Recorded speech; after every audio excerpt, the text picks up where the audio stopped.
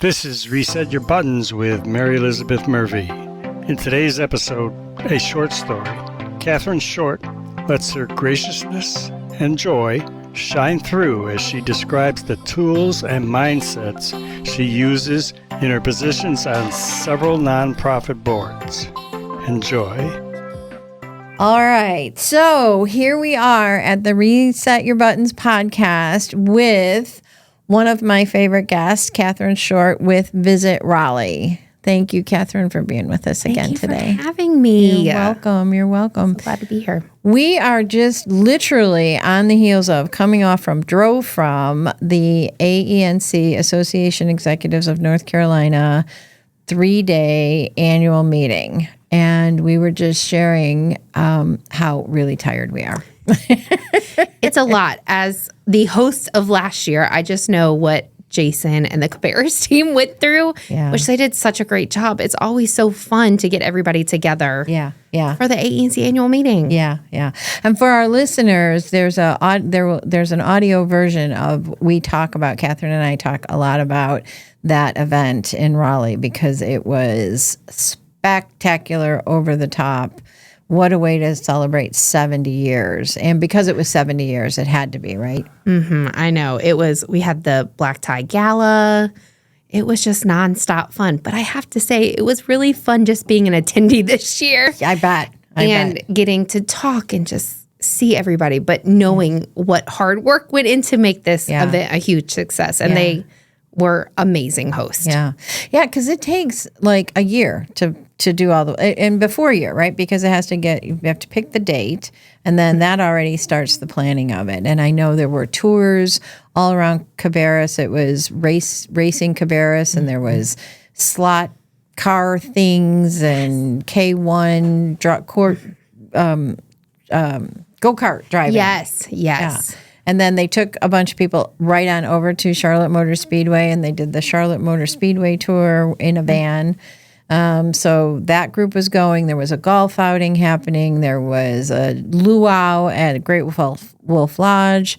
I mean, it was just nonstop activity. Mm-hmm. So fun. Yeah. So that's leading us. So again, great kudos to the Embassy Suites, to Great Wolf Lodge, to everybody that participated, and especially Visit Cabarrus, who had to put that together. Yes. Which is part of what you had to do as Visit Raleigh last year. Correct. So it's the Visitors Bureau, the Convention and Visitors Bureau, that really partners with AENC to then help pull the whole thing together. Is that how it works? And then they find the partners from there? Yes, correct. So obviously we cannot do without our hotel partners. Floyd and the Embassy Suites were fantastic. Yeah. So last year we did a little differently. We did it at the convention center. So we were working with our hotel partners and the convention center just to make a successful event. And, trying to showcase the best of what your city has to offer, it's so hard because there's so many good places to go. So really narrowing it down, which works best for this event. So just making sure that everything is a huge success, and they did it. Yeah. Yes, actually, because someone told me that the first stop was actually in Kannapolis for ice cream. I did hear that too. Yeah. But they weren't able to go to see the Kannapolis Cannonballers because then they had to go race somewhere else. So but it was great that they were able to get into downtown Kannapolis and at least see the stadium from there. So you're right. It's how do we give people the best view of our city? Mm-hmm. And the limited amount of time that they have to do it. Yes. Yeah. So Association Executives is made up of, and you're going to say more about this than I am, because of your years of experience, and especially with being with Fuel as well. So I want you to talk about that for our listeners. When I first learned of Association Executives of North Carolina, I was like, wait, there's an association of the associations? And it was like mind-blowing, right? And yet, if you are any kind of association within North Carolina, or they're a global organization, right? You should belong to the Association of the Associations. So you've been a member even longer than I have, and you serve on the board, and you also have served on the Fuel Committee, which you're taking a new role with that. So what do our listeners need to know about associations? Yeah, absolutely. So there's an association for everything, which once I got this job, I learned. It's so interesting how they break it down. But to have an organization that brings everybody together, whether they're a hotel supplier, AV, photographer, speaker, CVB, anybody, it is an association for everybody. And really, you just get to come and have a lot of fun. They throw a couple different events a year. And it's like almost a family reunion because we all get together, we all become very friendly, and it's just a great organization to be a part of. And if you're not a part of it, you should be. Yeah. So I have the honor of serving as the chair of Fuel coming up in September, which it will be here before we know it. So that's going to be really exciting. So it really is meant for the 40 and under to really be able to network and have a small organization. We get together a few times a year. We have roundtables where really we can just sit down and talk about anything and everything. Make sure that, why redo something? If somebody's already figured it out, why do we have to then try to reinvent the wheel? So I think it's just a great way to partner with each other. Yeah. So I am so excited to be a part of it and be a chair before I age out. Yeah. So tell me about, I like what you just said there, especially about if there's a way it's already been done, we don't have to redo it. And yet, especially for 40 and under, right? Mm-hmm. So there's 40 under, and what's the EL stand for? Something else. Fuel. Oh gosh. We'll find out. We'll find out. We'll find out. But it has to do with, and there's a number of things I like about it, which is first off, 40 and under. And so it's a mentor type of a program as well.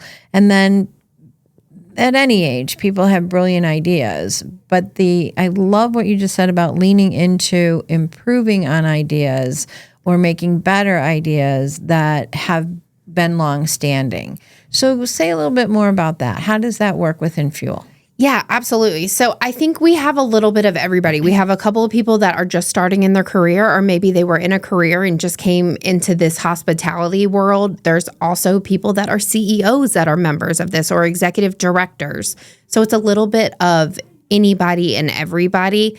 It is just nice because it's about 20 people that we have meetings. We do, like we had a fundraiser last night. It was the 50-50 raffle, which, somebody won big. I know. I think like they over took $400. Yes. Yeah. So that was sponsored by the Fuel Committee. And I think it's just really nice to have some familiar faces in the room, especially if you're just starting out in an organization. Yeah. And I try to be a welcoming face to everybody. And if I've noticed somebody is new, I try to go and speak to them, because sometimes it can be very scary to walk into a room where you know nobody, and especially if you are on the younger side of your career. Right. So I think having those members there that they can go and talk to, it's just nice. And when you're on the same age level, maybe not the same career level, you're probably going through the same things. Right. So I think just having those roundtables, having the committee, having those people that you can just bounce ideas off of, or if you're having a problem, bring it to us. We really make sure that whatever is said in the room stays in the room. And I think people have learned that, and they feel very comfortable to come and speak. Yeah. And I have made some of the best friends just being on that committee, because you continue to hang out, you get to know each other, and then it's hard not to become friends. Yeah, yeah. And you mentioned, like, when we all got together, when we started coming in on Saturday night and throughout the conference when people would arrive, it is like a homecoming. It is. In fact, people just said that over and over. The annual meeting is the homecoming, and it's the community. And where else can you walk in? And I coined this term. I'm sure it's not my term, and get smothered in hugs, right? It's like you just, like, everybody, it's hugs. And what a great feeling. And to exactly your point, to get that kind of a reception versus I don't know a soul and I feel like I want to just stand in the corner right now, right? Yes. And it doesn't take very long. You have to walk through the door. You have to walk through the door the first time. But then it just doesn't take very long to get that kind of a response from people. Absolutely. I think my face hurts from smiling so much and laughing because of all the conversations. And I think, what was the last time that we saw each other? It's been months. Yeah. So it really was extra special. Yeah. And that's the other thing, is to travel and be able to come together and really spend that time. So, okay, so you're doing this with Fuel and with AENC, and then you have another board position coming up. Tell us about that one. Yes, I'm very excited that I will be the incoming president for the MPI Meeting Professionals International Carolinas chapter. Yeah. I have been a longstanding member with MPI as well, and I've volunteered on both the national level and the local level. I took a year off from the board just to reset, and I am so excited to be coming back. I missed it. I love volunteering. I love that organization as well, and it's just, I feel like it's my service to do. Yeah. So this year will be president-elect. Correct. And then president will be in 28. Yes. So we've had him on our podcast, and we all know and love him. So Floyd Isley is going to be the president this year, and you are serving as his president-elect. And I think that is just such a powerhouse team. Thank you. I'm so excited. I think Floyd and I get to work together on a day-to-day basis just because he is one of our partners at Visit Raleigh. And I think that we do make a great team, and I'm very excited to have such a strong leader to follow after. Yeah.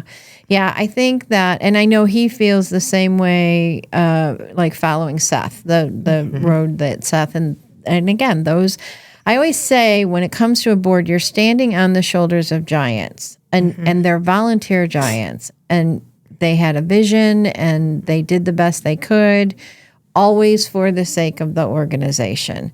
And I really love, I'm currently coming up toward the end of my presidential term with American Training and Development Charlotte chapter. And when I agreed to come back and do it a second time, after 2 decades. So I really mean it when I say standing up, because what they did, and okay, so let me pause on that for a hot minute. What is so great about when you volunteer like this is you are doing work for people you'll never see and possibly never know, right? Correct. Yeah. And so you really are casting a vision and putting things into place for the future. Yes, absolutely. Yeah. And so what Stephen and I agreed to was a 24-month term. That's how we look at it, is that what we're putting in place here, he's going to pick up and make better next year. And so I'm bringing that up to talk about how you and Floyd, with all your experience in hospitality and convention and visitors, like, I just can't, MPI Carolina is going to rock. We are so excited. We've had a few conversations currently, like past, just to see kind of what our game plan is. We really align on a few items, which is really making sure that MPI Carolina's chapter is successful and making sure it's a place that everybody wants to be, which we know what it takes to make that happen. And I just think, volunteering is so rewarding at times, but it's also hard at times, having to make sure that you are the voice of the people. And I fully believe that you have to do what's best for the chapter. And sometimes that might not be your first choice of what you want to happen, but whatever the chapter needs, that's what you have to do. And sometimes with my board work, takes me more time than my actual day job. So you really have to love volunteering, but then it's just so rewarding when you get to see an event take place, or you get to see a new member join, or whatever it is. It's a very rewarding job. Yeah.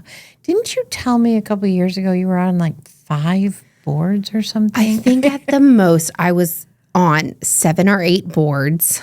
I will be rolling off of some. I come back on. I just love volunteering and I love people and making those relationships, and it's just fun. And sometimes I'm crazy, but I think I do really well when I'm busy. So why not volunteer? Yeah.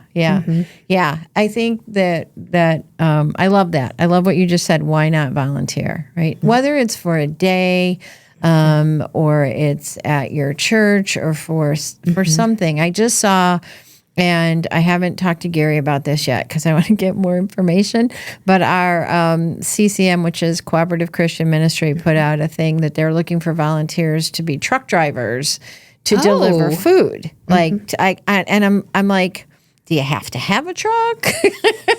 Do you get to go pick it up? Like, what does it mean, right? So I was just curious enough about it to say, and I just loved even the way they posted it and advertised it, right? Like, truck drivers needed, and I may have said no truck necessary. I don't know. But like, do you go and get a truck?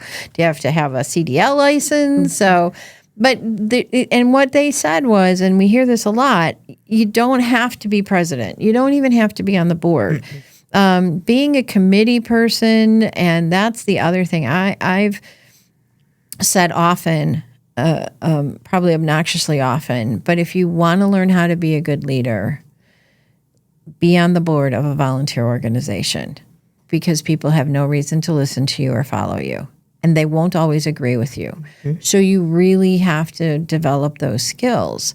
So if we step back for a minute, like into the 40 under group, 40 and under group, how do you find that your volunteerism over the years has helped to shape you in that regard? I think it has made me who I am, because you get to meet so many different people, and the entire point of being on a board is to bring a group of people together with different opinions, different outlooks, different backgrounds, and kind of make it all mesh. Yeah. So I just think it's so important. And I fully believe the more you put into something, the more you get out of it. And I think just volunteering, to your point, is so important.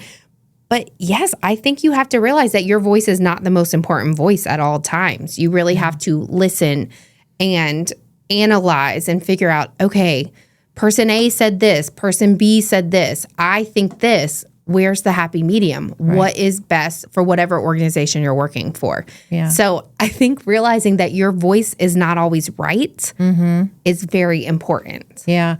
One of the things that we work with our clients on and teach at S.T.A.R Resources is 2% truth, and listening for the 2% truth, right? So what's the 2% truth in what someone is saying or what that voice is saying on the board? And that's the other trick, if you want to call it. But the way I try to work with it is it may be Kathryn's voice, but I want to hear it as a voice. And again, I didn't come up with this. I've learned this through coach training and different trainings throughout the years. But if a voice needs to be heard, it will get louder.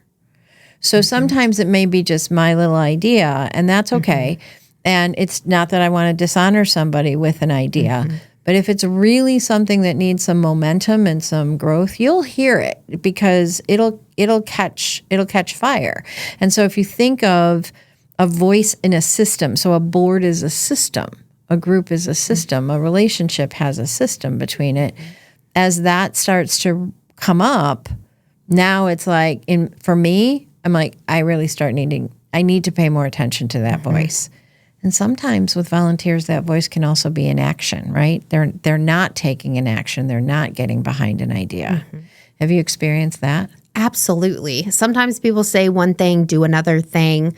Sometimes they don't necessarily know the answers. And sometimes we have to try things out. And I agree. Like, the actions do speak a lot louder than words a lot of times. Right. And volunteering and giving your time, it's hard. It can be very difficult at times. Yeah. But then at the end of the day, it's so rewarding. So, yeah. Yes. So let's talk a little bit about the rewarding, because it is hard and you are taking time away from someplace else, right? We only get 1,440 minutes in a day. That's it. That's it. You get them. We get the same 1,440 minutes. And then the next day the clock resets, right? So how do we...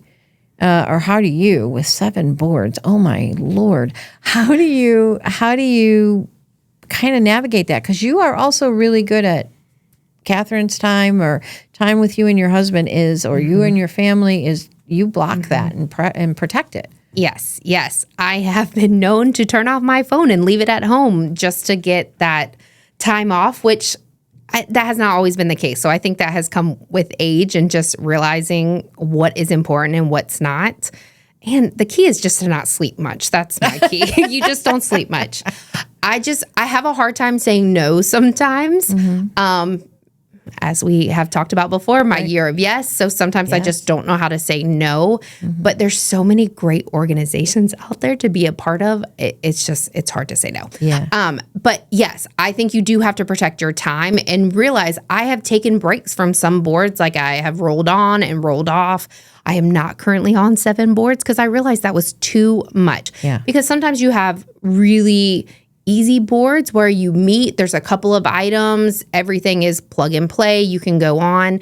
Then there's also those really hard working boards where everybody has to put all their sweat and hard work and hopefully no tears. But if we need any tears, some tears in there too.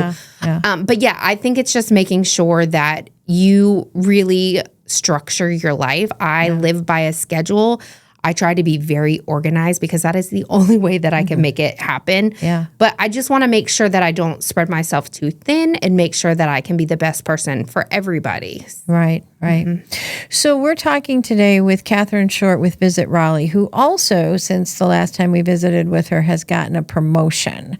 So I want to talk a little bit about that, as well as how have you felt that your volunteer leadership has helped you with that? Absolutely. I think I just said this recently, but the more you put into something, the more you get out. And the best part of my job is that I get to go and meet all these new people. So before I was in the North Carolina, South Carolina market, now I cover the entire Southeast and Texas. So this year has been a year of trying to figure out what works best, trying to figure out where I need to be, who I need to meet. So that has made me a lot of new friends. Oh, good.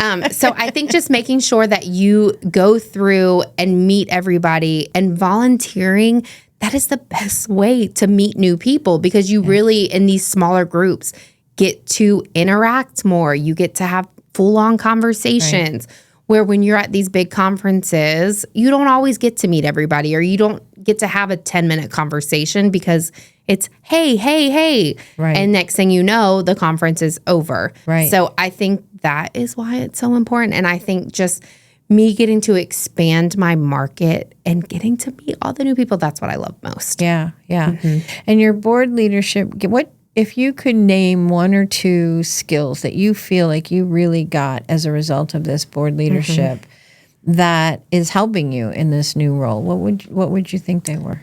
I think organization. I think just making sure that you know how to keep everything organized. Sometimes our industry can be very fast paced, and you got to make sure you don't get left behind. Yeah. So I think making sure everything is so organized. And I just like to talk. So I think being able to be a voice that I think people respect, and that they listen when I talk, and I try to be nice, and I try to give everybody what I want to receive back. I think that has been very helpful. Yeah. I love that. It's you are absolutely an encourager, and you're the type of encourager that can be trusted.